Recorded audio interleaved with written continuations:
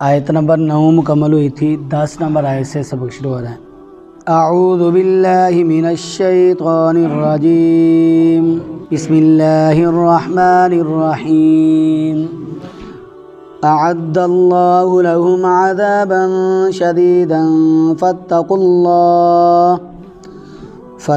اللہ یا اولی الالباب الذین آمنوا قد انزل اللہ الیکم ذکرا رسولا یتلو علیکم آیات اللہ مبینات لیخرج الذین آمنوا وعملوا الصالحات من الظلمات الى النور ومن يؤمن بالله ويعمل صالحا يدخله جنات تجري من تحتها الأنهار خالدين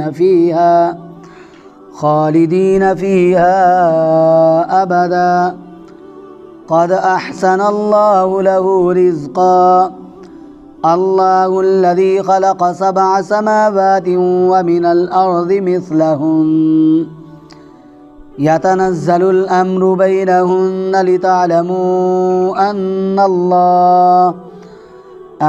الله على كل شيء قدير وأن الله قد أحاط بكل شيء علما صدق الله العظيم۔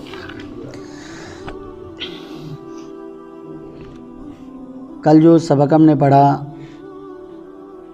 آخر میں جو آیت پڑھی تھی، اللہ تبارک و تعالی نے اس آیت میں نافرمان قوموں کا تذکرہ فرمایا اور اللہ تبارک و تعالی نے ان کے انجام کا تذکرہ فرمایا کہ بہت ساری بستیاں ایسی تھیں جن میں رہنے والے لوگ ایسے تھے جو اللہ تبارک و تعالی کی اور اللہ کے رسولوں کی نافرمانی کرتے، تو اللہ تبارک و تعالی نے ان پر مختلف قسم کے عذاب نازل فرمائے۔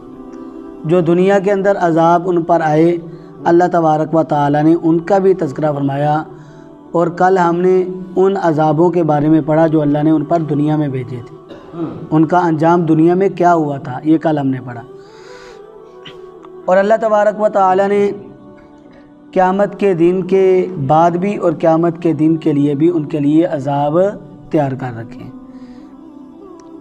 اللہ نے ارشاد فرمایا وہ لوگ جو اللہ کے اور اس کے رسولوں کے نافرمان ہیں، اللہ نے ارشاد فرمایا اعد اللہ، تیار کیا ہے اللہ تعالیٰ نے، لہم، ان کے لیے، عذاباً، عذاب، شدیداً، سخت، ان کے لیے دنیا میں بھی عذاب ہیں اور آخرت میں بھی ان کے لیے عذاب ہیں۔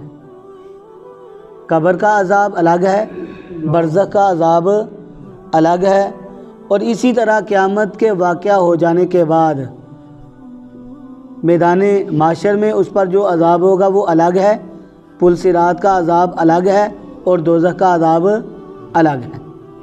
اللہ نے ارشاد فرمایا اللہ نے تیار کیا ہے ان کے لیے عذاباً شدیدہ، سخت عذاب کو، سخت سزا کو۔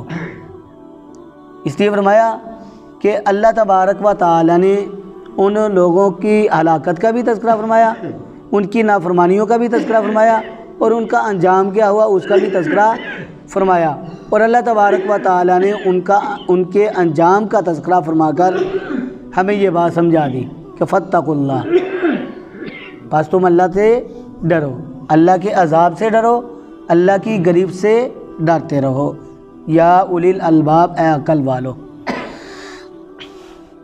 دنیا والے تو شاید عقل مند اس کو سمجھتے ہیں جو آسمان پہ چلا جائے، یا اس کو سمجھتے ہیں جو سمندر کی تہ تک پہنچ جائے، یا اس کو سمجھتے ہیں جو خلا میں مہینہ رہ کر آ جائے۔ اللہ تبارک و تعالیٰ کے نزدیک یہ کوئی عقل مندی نہیں ہے۔ ہم کہتے ہیں جی انہوں نے ایٹم بم بنا لیا یا مہلک قسم کے ہتھیار بنا لیے، اور ہمارے نزدیک وہ کیا ہو گئے؟ عقل مند۔ اللہ تعالیٰ کے نزدیک عقل مندی کا معیار یہ نہیں ہے کہ انسان ہوا کے ذریعے سفر کر لے یا انسان آسمان تک پہنچ جائے، ستاروں کو جا کر چھو لے۔ اللہ تعالیٰ کے نزدیک یہ عقل مندی نہیں۔ اللہ کے نزدیک عقل مندی کیا ہے؟ اللہ نے ارشاد فرمایا اے عقل والو یا اولی الالباب، اے عقل والو تم اللہ سے ڈرو۔ اور عقل مند کون ہے؟ فرمایا الذین، وہ لوگ آمنو جو ایمان لائیں۔ اللہ تبارک و تعالیٰ کے نزدیک عقل مند کون ہے؟ جو ایمان والے ہیں۔ اب دیکھیں یہاں تک تو یہاں پر اللہ تبارک و تعالیٰ نے اجمال کے ساتھ بیان کیا ہے، یعنی مختصر، لیکن چوتھے پارے کے اندر اللہ تبارک و تعالیٰ نے عقل مندوں کی تعریف بیان کی ہے۔ اللہ نے ارشاد فرمایا کہ عقل مند کون سے لوگ ہیں؟ ان فی خلق السماوات والارض واختلاف اللیل والنہار لآیات، وہ لوگ ہیں جو اللہ تبارک و تعالیٰ کا ذکر کرتے ہیں، کھڑے ہو کر بھی، بیٹھ کر بھی، اور پہلو کے بل لیٹ کر بھی۔ اور کیا کرتے ہیں؟ اللہ نے ارشاد فرمایا عقل مند لوگ وہ ہیں وَيَتَفَكَّرُونَ فِي خَلْقِ السَّمَاوَاتِ، جو زمین و آسمان پر غور و فکر کرتے ہیں اور اپنے رب کو یاد کرتے ہوئے سے دعا مانگتے ہیں ربنا ما خلقت ھذا باطلا، اے ہمارے پروردگار زمین و آسمان کو اور اس کے درمیان جتنی بھی اشیاء ہیں آپ نے ان کو بیکار اور بے مقصد پیدا نہیں کیا۔ سبحانک فقنا عذاب النار، پاک ہے تیری ذات اور ہمیں دوزخ کے عذاب سے، آگ کے عذاب سے بچا لے۔ اور بھی دعائیں ہیں۔ اللہ تبارک و تعالیٰ نے ارشاد فرمایا عقل مند وہ ہیں جو ایمان لاتے ہیں، اللہ کا ذکر کرتے ہیں، زمین و آسمان کی تخلیق میں غور و فکر کرتے ہیں۔ یہ عقل مند لوگ ہیں۔ جن لوگوں کو ہم نے عقل مند سمجھ رکھا ہے وہ اللہ کے نزدیک عقل مند نہیں ہے۔ عقل مند وہی ہوگا اللہ تعالیٰ کے نزدیک جو ایمان والا ہے۔ اللہ تعالیٰ نے ارشاد فرمایا قد انزل اللہ، قد تحقیق، انزل نازل کیا ہے، اللہ تعالیٰ نے الیکم تمہاری طرف، ذکر سے مراد یہاں پر کیا ہے؟ قرآن پاک۔ قرآن پاک کا ایک نام کیا ہے؟ ذکر بھی ہے۔ سورۃ الحجر میں اللہ تبارک و تعالیٰ نے کیا ارشاد فرمایا انا نحن نزلنا الذکر وانا لہ لحافظون، بے شک ہم نے نازل کیا ہے ذکر کو۔ یہاں پر بھی ذکر سے مراد کیا ہے؟ قرآن پاک کو۔ ہاں بے شک ہم نے خود اس قرآن کو نازل کیا ہے اور بے شک ہم ہی اس کی حفاظت کرنے والے ہیں۔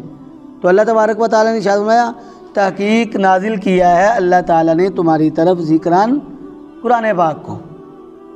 اور نازل کس پر فرمایا؟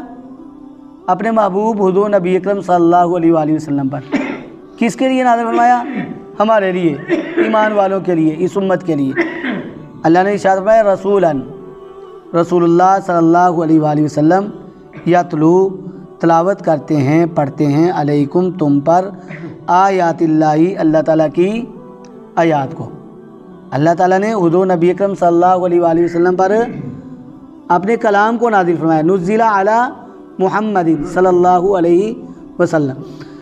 اللہ تعالیٰ نے قرآن پاک حضور نبی اکرم صلی اللہ علیہ وآلہ وسلم پر نازل فرمایا، اور آقا علیہ الصلوۃ والسلام اس قرآن کی تلاوت جو ہے وہ تمہارے سامنے کرتے ہیں، اللہ تعالیٰ کی آیات کو تمہارے سامنے پڑھتے ہیں، مبینات، کھول کر بیان کرنے والی ہیں۔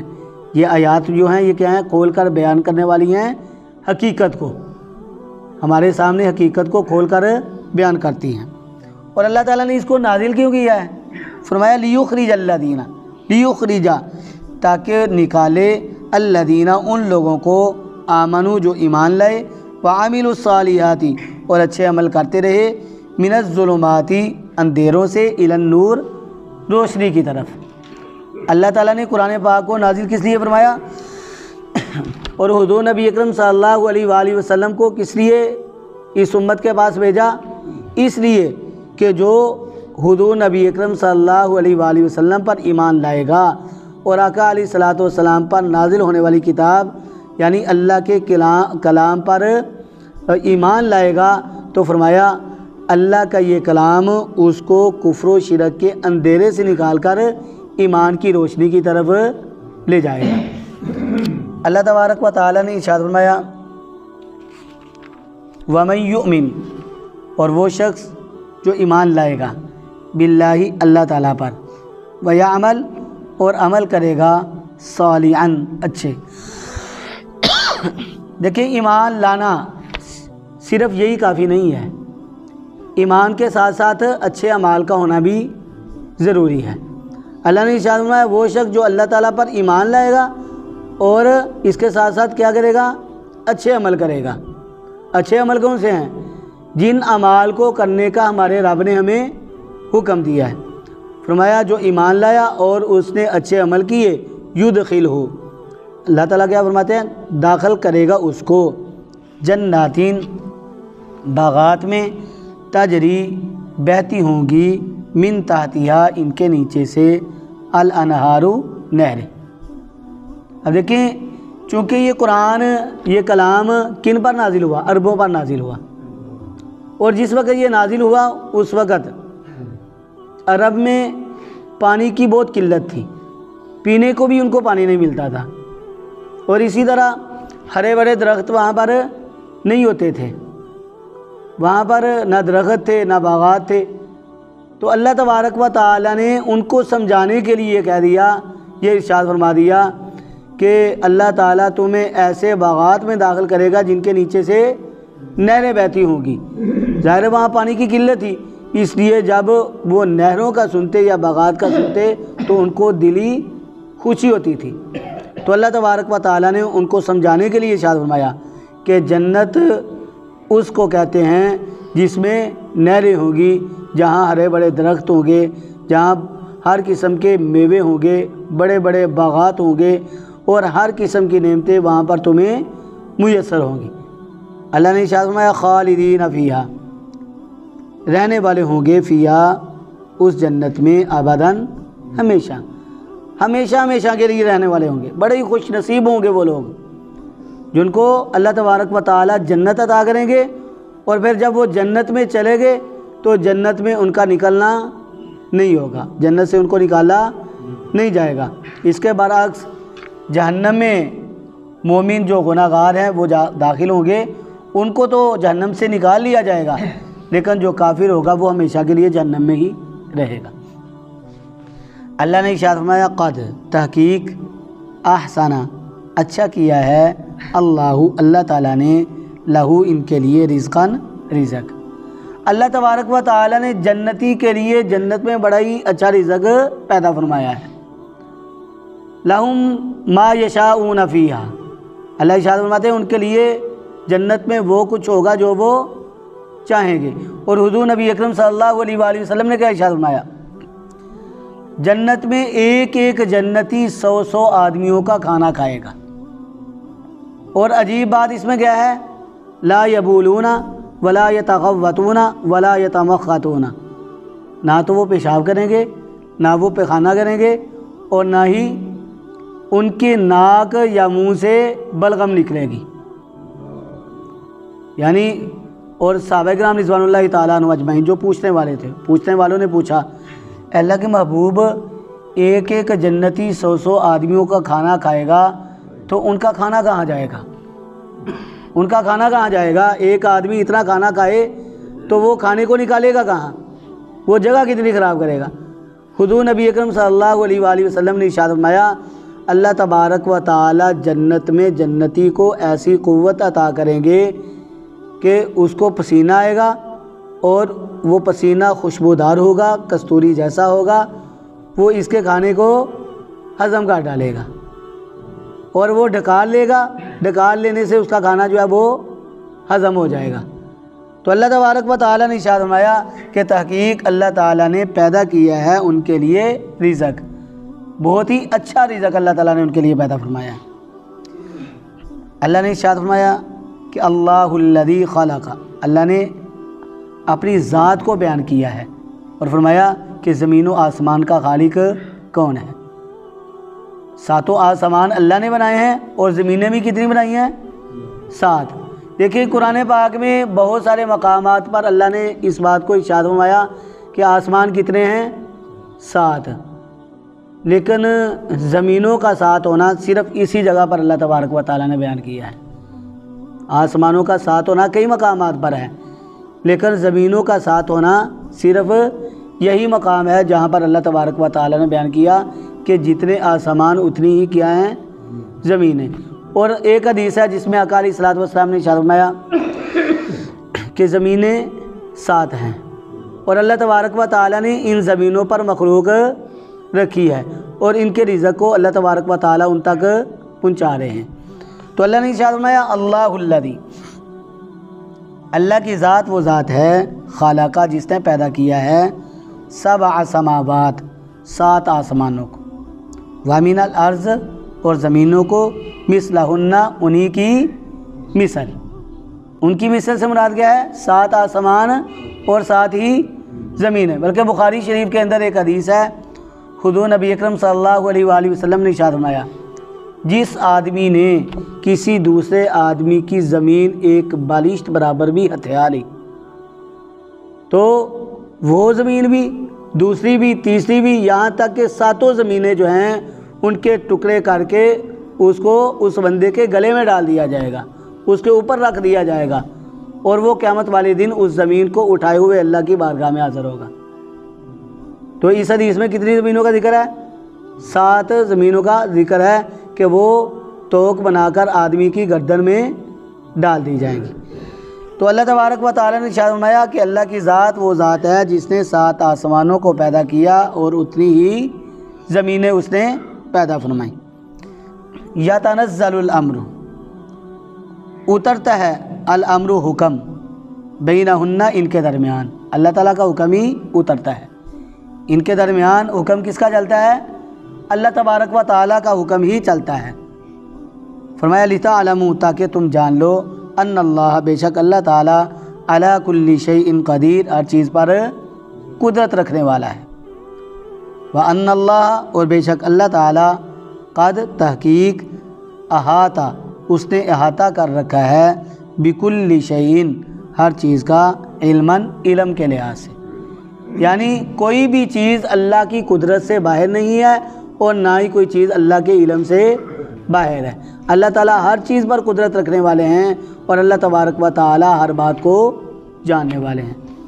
الحمدللہ ثم الحمدللہ، ہم نے اللہ تبارک و تعالیٰ کے فضل سے آج 28ویں پارے کی سورۃ الطلاق کو پڑھ لیا ہے۔